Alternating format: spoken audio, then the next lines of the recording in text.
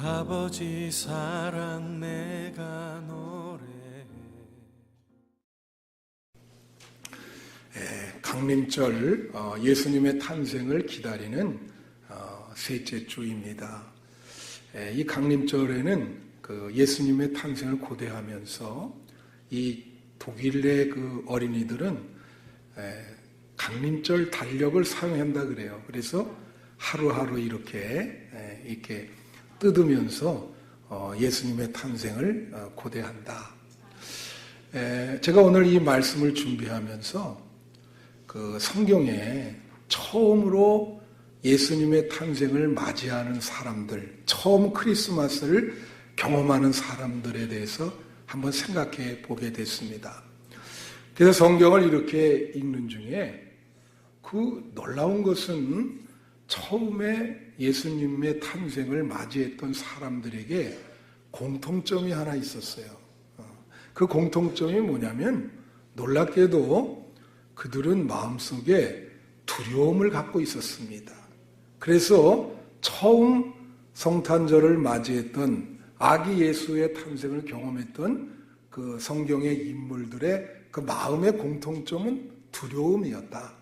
그게 성경에 마태복음 1장 20절에 보면 거기에 보면 이 일을 생각할 때 주의 사자가 현몽하여 이르되 다윗의 자손 요셉아 내 안에 마리아 데려오기를 무서워하지 말라.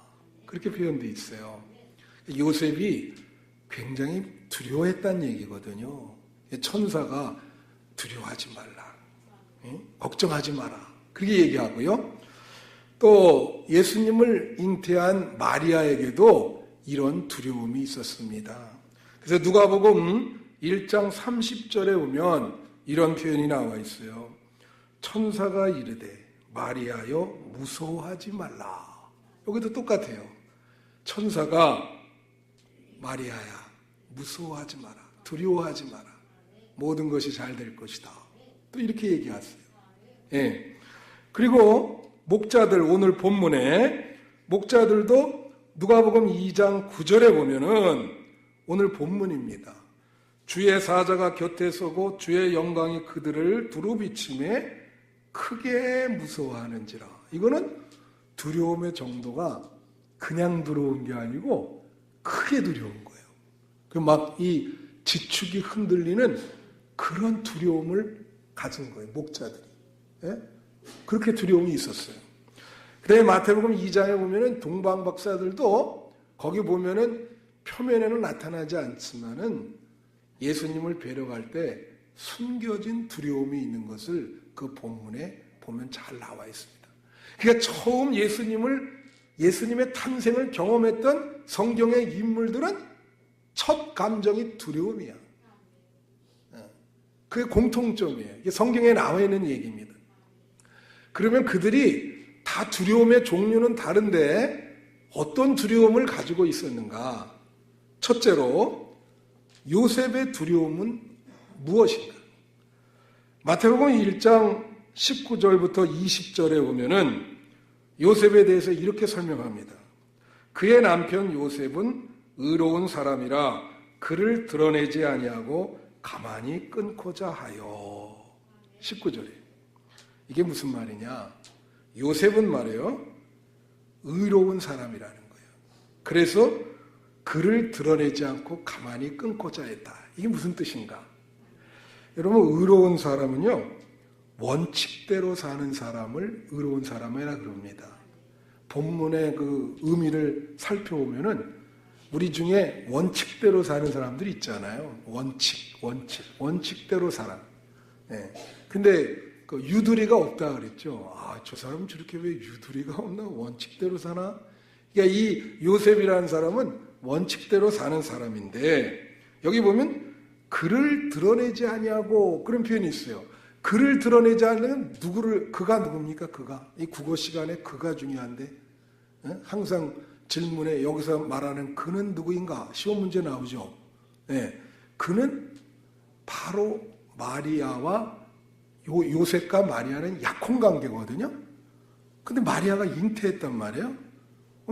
그러니까 이 요셉은 어떻게 생각하냐면 마리아가 자기 말고 연애하는 남자가 따로 있다고 생각하는 거예요. 그러니까 여기서 그는 마리아가 자기 말고 연애하는 남자, 그를 드러내기가 싫다 이거예요. 그러니까 이 사람이 마음이 천성이 아주 온유한 사람이죠. 예? 그를 드러내지 아니한다는 말은 뭐냐면 그를 드러내서 창피를 주기를 원하지 아니한다. 그래서 그에 대해서 배려를 해주는 거예요. 그 마리아에 대해서도 배려를 해주고 그 마리아랑 연애하는 그 남자에 대해서도 배려를 해주는 거예요. 예? 그러니까 드러내지 않겠다. 그리고 자기가 그냥 가만히 끊겠다. 그렇게 얘기를 하는 거예요. 그래서 요셉의 두려움은 뭐냐? 여러분, 원칙적인 사람이 있고 또 유두리라는 게 있죠. 그 유두리를 우리는 좋은 말로 뭐라 하냐면 정치라 그럽니다. 정치. 근데 원래 이 바를 정, 이 정치, 다스릴 정, 이 정치라고 하는 말은요, 좋은 말이거든요. 근데 하도 이 정치가들이 이미지를 구겨가지고 이 정치라는 말이 나쁜 의미가 되어버렸어요. 원래 아리스토텔레스라는 사람이 인간은 정치적인 동물이다 그랬습니다. 인간은 정치적인 동물이기 때문에 좋은 정치를 하지 않고는 살아갈 수 없다 그랬거든. 근데 이게 이제 이미지가 확 구겼죠. 사람들이 나쁜 정치를 하니까. 여기 보면 원칙에 너무 충실하면 정치를 못해요. 또 너무 정치적이면 원칙을 많이 어기게 됩니다. 그래서 이 조화가 필요한데 요셉의 두려움은 뭘까요? 바로 이 원칙과 정치의 균형이 깨지는 그런 두려움이 있는 거예요. 무슨 원칙이죠? 자기 여태까지 정말로 바르게 살았는데 연애하는 여인이 바람을 피웠단 말이야. 이걸 어떻게 처리를 해야 돼? 원칙대로 하면 어떻게 해야 돼요? 파혼하면서 세상에 완전히 막 공포를 하고 그렇게 못하는 거예요. 그게 못하는 게 정치죠. 그죠? 그 지금 배려를 해준다고. 그래서 그런 거에 대한 마음에 무거운 짐이 있는 거예요. 예, 그게 두려움입니다. 그런데 그 두려움을 어떻게, 이게 다 이 두려움이요, 천사가 나타나서 해결이에요. 예, 다 천사가 나타납니다, 지금. 천사가 나타나서 바로 마태복음 1장 20절에 뭐라고 말했냐면, 이 일을 생각할 때 주의 사자가 현몽에 이르되 다윗의 자손 요셉아 내 아내 마리아 데려오기를 무서워하지 마라. 그러면서 뭐라고 얘기했냐면 그에게 잉태된 자는 성령으로 된 것이다. 이 얘기를 한 거예요. 답이 딱 나왔어요. 성령으로 된 것이기 때문에 걱정하지 마라. 예. 그래서 자 보세요. 이건 뭐라냐면 원칙과 정치의 갈등의 그 균형을 바로 잡아주는 것은 성령님이라. 성령은 성경에 보면 하나 되게 하는 영이에요. 원칙과 정치보다도 성령께서는 조화롭게 하나게 되게 만들어줘요. 갈등을 해소시켜줘요. 그래서 성령, 여기 보니까 성령으로 잉태됐다. 그러니까 요셉이 그 말을 그대로 받았어요. 아, 그렇군요. 믿음으로. 그러면서 마태복음 1장 21절에 보면은 아들을 낳으리니 이름을 예수라 하라. 이는 그가 자기 백성을 그들의 죄에서 구원할 자심이라 하니 이게 요셉에게 큰 기쁨이 된 거예요. 이제는 확신이 생긴 거예요. 자, 그래서 여러분 이 세상을 살아가면서 여러분 법과 유두리, 정치와 원칙의 갈등을 겪는 사람들은 성령 충만함을 받아야 그 두려움을 극복할 수 있습니다. 예, 그것을 명심하시기를 바라요. 두 번째는 마리아의 두려움입니다. 이 마리아는 어떤 두려움이 있는가? 누가복음 1장 30절에 보면은 천사가 이르되 마리아여 무서워하지 말라 내가 하나님께 은혜를 입었느니라. 우리 여기도 뭐라 그래요? 무서워하지 말라 천사가. 그럼 마리아가 굉장히 무서워했다는 거예요. 그죠? 굉장히 무서워하죠. 나 같아도 무서워하지. 여러분 같으면 무서워하지 않겠어요? 갑자기 그냥 아기가 생겼는데 얼마나 무서워요. 남자 없이 임신하는 것이 가능한 일인가? 여러분, 우리가 오늘 사도신경에 고백을 했어요. 성령으로 잉태하사 동정녀 마리아에게 나시고, 그게 동정녀 탄생, 우리 교리입니다. 그게 우리 믿음의 내용이에요. 그래서 반드시 그걸 믿어야 돼요. 이건 참, 마리아가 말이에요, 인간인가 신인가?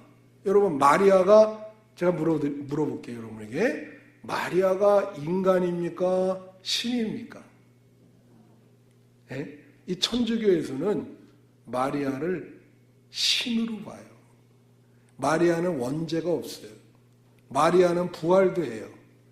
아주 심지어 뭐라 하냐면 마리아는 하나님의 어머니이다, 그렇게 얘기를 해.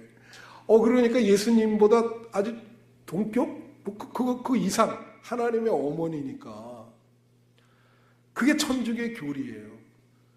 근데 우리 개신교는 마리아를 어떻게 생각하냐? 여러분이 만약에 개신교인이라면 마리아는 인간이에요. 사람입니다. 그것을 우리 개신교, 그래서 거기서 천주교와 개신교가 갈라지는 거예요. 우리는 마리아를 인간으로 봐. 죄가 있는 인간으로 봐. 그러니까 마리아를 인간이라 그럴 때, 자, 여러분이 물어볼게요. 남자 없이 임신한다는 게 얼마나 큰 두려움이었겠어요. 이거는 우리가 어려운 말로 뭐라냐면 불가능한 가능성이라. 다 같이 불가능한 가능성. 이 말 자체가 모순이죠. 아니, 불가능한데 어떻게 가능해? impossible possibility. 아니, 불가능한데 어떻게 가능해? 말장난인가 이게? 불가능한데 어떻게 가능해? 아니, 남자 없이 여자가 어떻게 임신해? 불가능해. 근데 됐어요. 불가능한 가능성. 이게 그러니까 마리아에게는 큰 두려움이 있는 거예요. 이게 참, 여러분, 인생을 사는 동안 산전수전 다 겪었죠? 안 겪은 분들도 계시네. 이 얼굴 보니까 저도 산전수전 다 겪었거든요. 여러분 다 겪은 사람 같아요. 근데 갑자기 인생에 어려움이 딱 닥칠 때가 있어. 이렇게 생각을 해요. 이게 해결될 수 있을까? 참, 이게 피하고 싶어. 그리고 어느 때는 이 해결이 불가능해 보일 때가 있단 말이에요. 이게. 뭐 어떤 사람이 정말 죽을 병에 걸려가지고 이건 반드시 죽는 건데, 이런 생각. 하나님, 내가 이거 살아날 수 있을까요? 그게 불가능한 가능성이라. 그래서 여러분, 믿음이라는 건 바로 그거예요. 여러분이 믿음에 중요한 거는요, 이 불가능한 가능성을 체험해야 됩니다. 믿음이. 그래서 그게 성숙한 믿음이 되는 거예요. 이게 중요해요. 이게 어떻게 해결됐냐? 누가복음 1장 30절에 이 마리아가 걱정과 근심이 많은 거예요. 말도 안 되는 이런 상황 속에서 너무나 두려움이 커요. 그러니까 누가복음 1장 30절에 뭐라 그래요? 천사가 이르되 마리아에 무서워하지 말라 그러고 해결책이 뭐예요? 내가 하나님께 뭐예요? 은혜를 입었느니라. 여러분, 이것은 불가능한 가능성은 인간의 힘으로는 안 됩니다. 하나님께 은혜를 입어야 돼. 은혜도 특별한 은혜를 입어야 돼. 하나님께 은혜를 입으면 불가능한 것이 가능해집니다. 불가능한 것이 가능한 것은 하나님의 은혜를 입을 때만 그렇게 되는 거예요. 여러분, 제가 언제 한번 설교했죠. 시골교회 목사가 말이에요. 그 자녀가 공부를 너무 못해. 근데 소원이 서울대학 들어가는 거예요. 근데 얘는 정말로 공부를 학교에서 별로 못하기 때문에 서울대학 들어갈 가능성이 정말 0.000000 이것도 안 되는 거예요.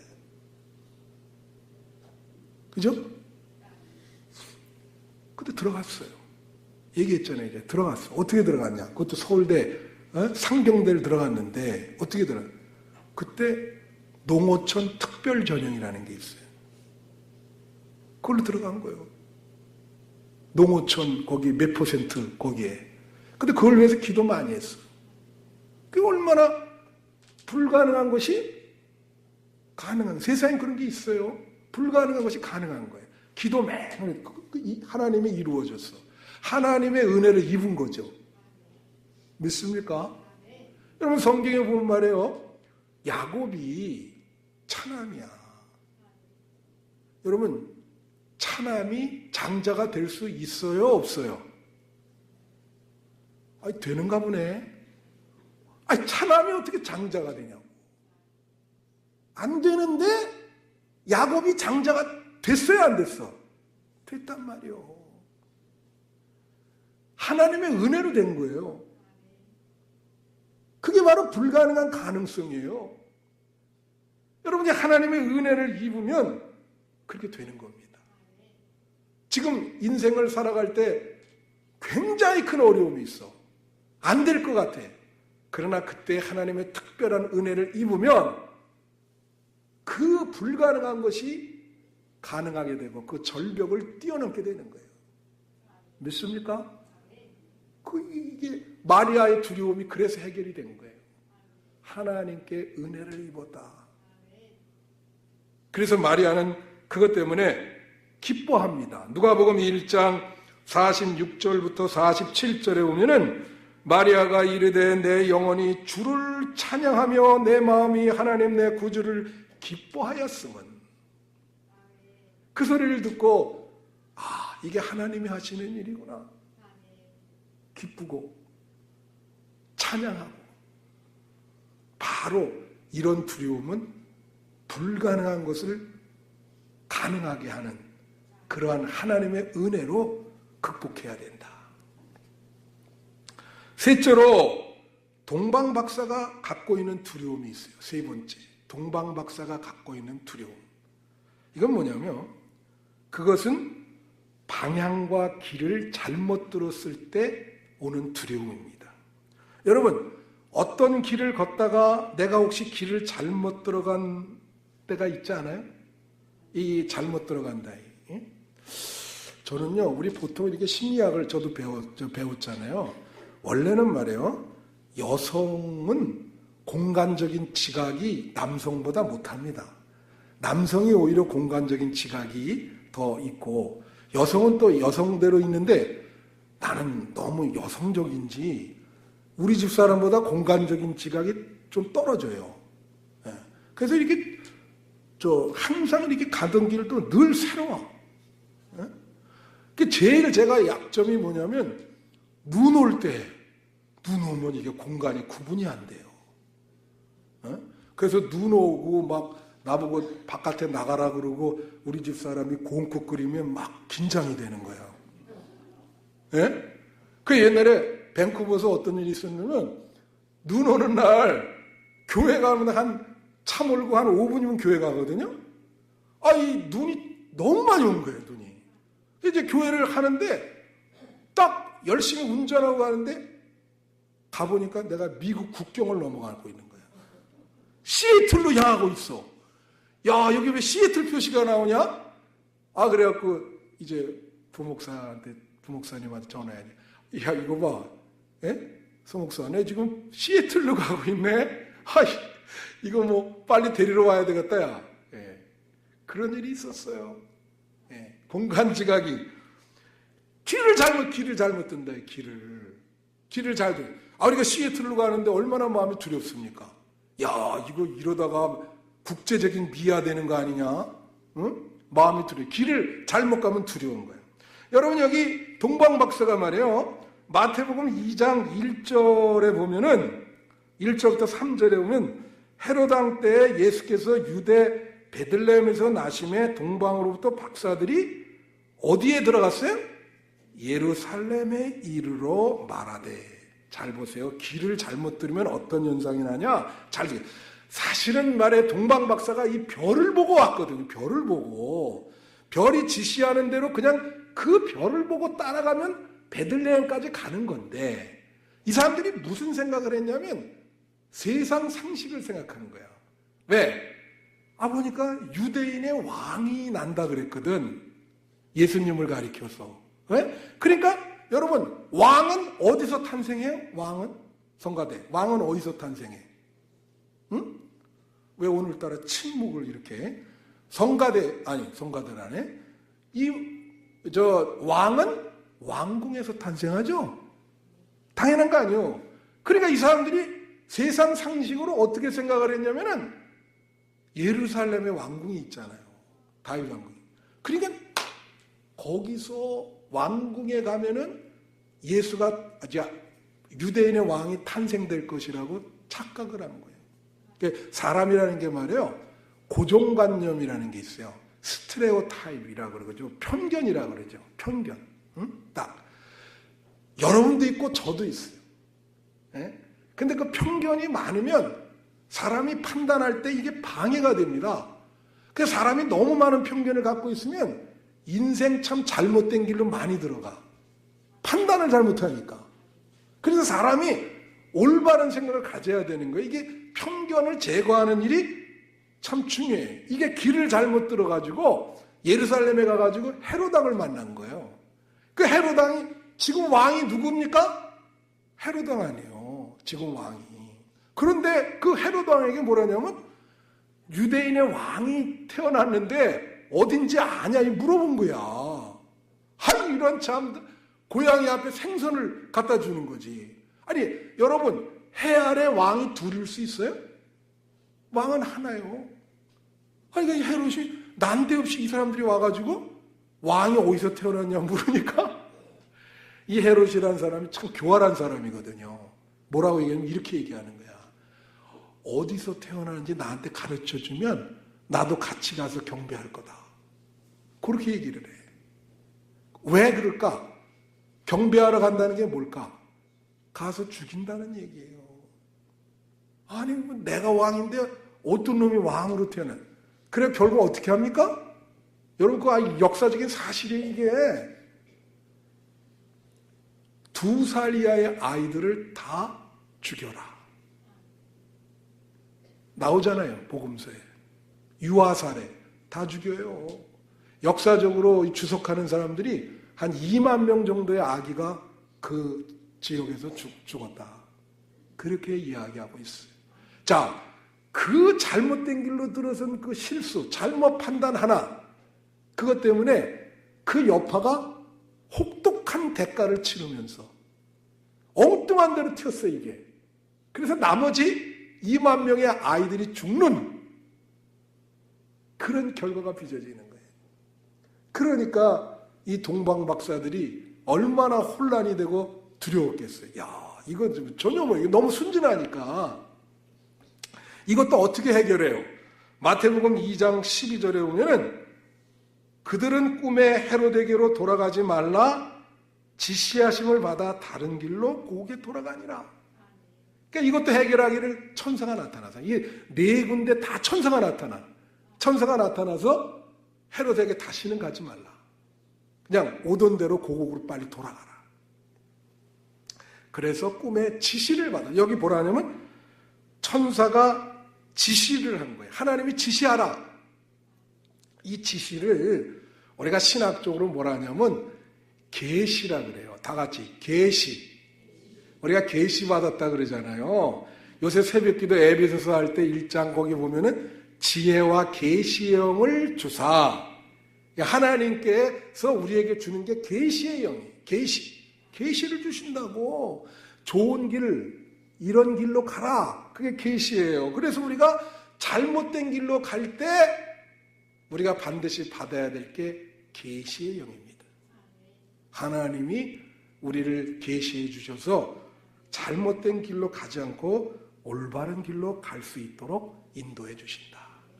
여러분, 이 성탄절을 맞이하는 이 즈음에 여러분 하나님께 계시의 영을 받으시기를 축원합니다. 하나님의 지시하심으로 올바른 길로 이렇게 가시는 여러분 되시기를 축원합니다. 마지막 4번째가 오늘 본문에 나오는 목자들의 두려움이에요. 목자들은 뭐가 두려웠냐? 굉장히 크게 두려웠죠. 아까 보니까. 그래서 누가복음 2장 8절 9절에 보면은 그 지역의 목자들이 밤에 밖에서 자기 양떼를 지키더니 주의 사자가 곁에 서고 주의 영광이 그들을 두루 비침에 크게 무서워하는지라. 이거는 무서워하는 정도가 그냥 무서운 게 아니라 지축이 흔들릴 만큼 원해 보면 막 세상에 종말이 올 것 같은 그런 두려움이야. 네. 이건 내가 이해가 되죠. 왜 이해가 되냐? 역시 주의 사자 천사가 나가지고 빛을 착 비추면서 그 하나님의 영광을 딱 보여주는 거예요. 갑자기 그걸 당하니까 두려운 거예요, 이게. 여러분, 저는 이 사람들이 왜 두려운가를 이해가 되는 게 이거는 엄청난 큰 변화거든요. 역사에 개입하시는 그 하나님을 본 거예요. 우주적인 큰 변화. 그걸 보니까 와우, 두렵지 이게. 뭐 종말이 올 것도 같고. 여러분, 때로는 말이에요. 우리 앞에 큰 변화가 올 것이라고 하는 그럴 때 우리 두려움이 있죠. 그 사람이 이 메시아라고 하는 것은 이제 다음 주에 말씀드리겠지만은 변화를 요구하는 그곳에서 메시아가 탄생된 겁니다. 그러니까 이 목자들은 이 큰 변화 속에 나의 운명은 어떻게 될까? 굉장히 두려웠어요. 그런데 이게 굉장히 두려운 건데 여기 보면 흥미로운 말씀이 있는데 그게 누가복음 2장 12절이에요. 뭐냐면 너희가 가서 강보에 쌓여 구유에 누워있는 아기를 보리니 이것이 너희에게 표적이니라 하더니 천사가 말을 해주는 거예요. 뭐라고 하면 두려워하니까 여기서 표적이라는 말은 기적이란 말입니다. 다 같이 기적. 뭐라고 목자들한테 얘기하냐면 얘들아 너희는 말구에서 태어난 그 강보에 쌓인 예수님을 직접 보게 될 것이다. 그것이 기적이다. 그것이 표적이다. 그렇게 얘기해 주는 거예요.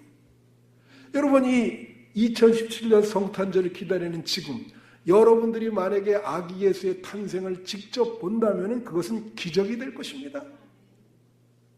여러분 신앙생활에 기적이 될 것이에요. 기독교인이 진정으로 예수님을 받아들여야죠. 만약에 여러분 마음에 예수님이 잉태됐다면 그것이 뭐예요? 기적이 될 것이에요. 그래서 누가복음 2장 14절에 그리고 나서 천사가 이렇게 얘기합니다. 지극히 높은 곳에서는 하나님께 영광이요 땅에서는 하나님이 기뻐하는 사람들 중에 평화로다. 자 여기 보세요. 지극히 높은 곳에서는 하나님께 영광입니다. 예수님의 탄생이 하나님께 영광이라는 거예요. 여기까지는 다 알아요. 근데 땅에서는 하나님의 기뻐하시는 사람들 중에 평화로다. 근데 땅에서는 조건이 붙어요. 자 무슨 조건이냐? 하나님이 기뻐하는 사람들에게만 예수님의 탄생이 평화를 준다는 거예요. 하나님이 기뻐하는 사람들 중에 평화로다. 땅에서는. 이 말씀을 잘 유념해야 됩니다. 중요한 거는요. 사람 마음에 드는 것이 아니라 하나님 마음에 드는 거예요. 하나님 마음에. 우리는 잘 모르죠. 저도 사람이라 내 마음에 드는 사람이 있고 내 마음에 안 드는 사람이 있어요. 그죠? 여러분도 그럴 거 아니에요. 아, 저 사람은 내 마음에 안 들어. 근데 문제는 이 성경의 초점은 그게 중요한 게 아니고 하나님 마음에 드느냐, 하나님이 기뻐하는 사람이냐. 하나님이 기뻐하는 사람이라면 예수님의 탄생이 너희에게 평화를 줄 것이다. 평강을 줄 것이다. 가정의 평화, 공동체의 평화, 나라의 평화, 그런 평화를 준다는 거예요. 그래서 중요한 것은 뭐예요? 예수님 만나는 일인데 예수님 만나려면 하나님이 기뻐하는 사람이 먼저 돼야 된다. 이 성탄절에 여러분 하나님 기뻐하는 사람이 돼야 되죠. 하나님 마음에 드는 사람이 되기를 축원합니다. 사람들 이렇게 눈치 그거 볼 필요 없어요. 하나님은 중심을 보시거든. 겉으로 드러난 것과 속은 다른 거예요. 근데 하나님은 겉으로 드러난 걸 보지 않고 속을 보는 거예요. 그 마음의 중심을 보는 거예요. 그것이 하나님이 기뻐하느냐는 기준이에요. 우리 성도님들 다 하나님이 기뻐 받으시는 성도가 되시기를 축원합니다. 그래서 2017년 이 성탄절에 자 이제 결론을 내립니다. 여러분은 일상생활에 어떤 두려움과 염려와 근심이 있어요?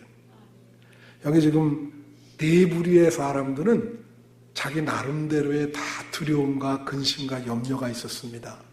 근데 다 천사가 와서 얘기를 해주고 믿음으로 그 두려움을 극복한 거예요. 염려와 근심을 극복을 했어. 여러분 2017년 아기 예수의 탄생을 기다리는 지금 여러분의 문제는 뭐예요? 여러분의 마음의 염려는 뭡니까? 근심은 뭐고 무엇을 두려워하십니까? 천사를 믿음으로 만나셔서 믿음으로 극복하셔서 그 두려움이 기쁨으로 변하는 여러분 되시기를 축원합니다. 아기 예수의 탄생을 축하합니다.